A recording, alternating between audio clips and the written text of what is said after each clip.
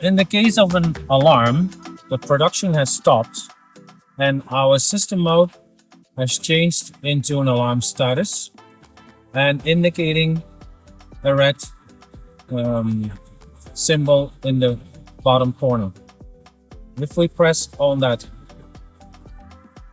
icon, we are getting into the alarm section of the HMI, and all our alarms are grouped into different chapters: level alarms, power supply alarms, flow alarms, temperature alarms, various and the dosing alarms.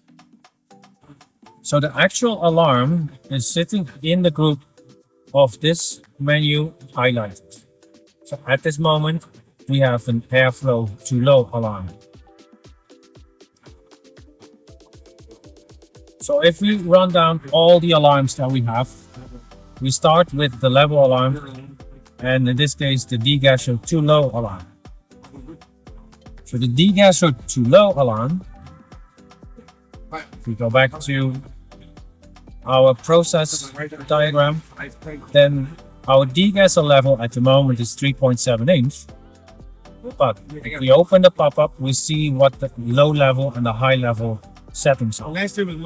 So if we would have a degasser too low alarm, that means that the actual measured level is below 2 inch.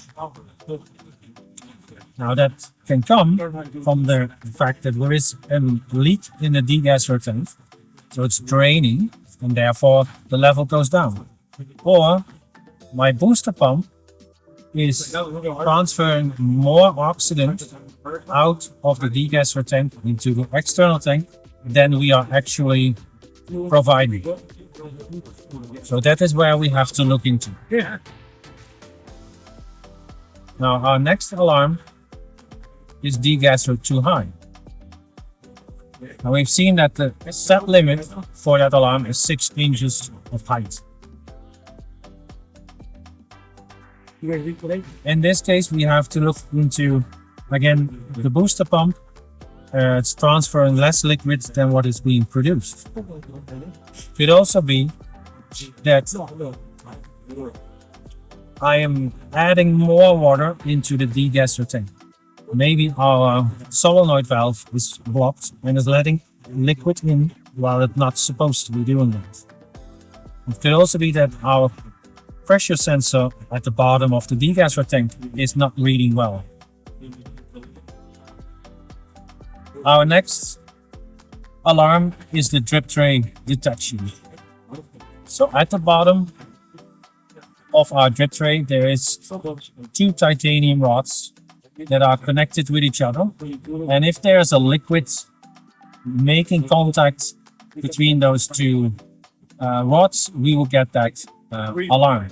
So if there is a leakage inside the cabinet, we would get a drip tray detection alarm. The next is our brine tank too low. So the brine tank is being filled with softened water based on the float. So if the liquid level is coming below the float inside the brine tank, we are filling the brine tank automatically for 60 seconds. So we expect during that 60 seconds the float to be made again.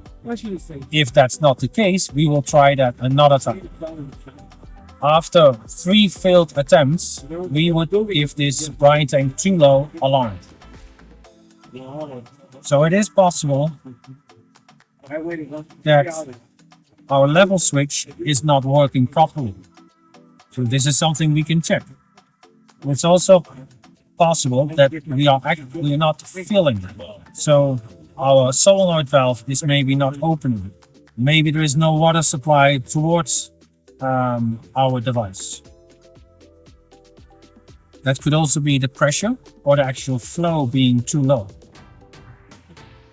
The other 2 level alarms are connected to the storage tank. So the external storage tank has a too high and a too low alarm. So if we go to the menu of the storage tank, then we can actually see a level too high, which is a hard float. So if we are filling the storage tank with too much liquid, then this float is triggered and sending in an alarm. Now the too low is coming from an ultrasonic sensor. The ultrasonic sensor is installed in the storage tank and set at a low level limit of 6 inches.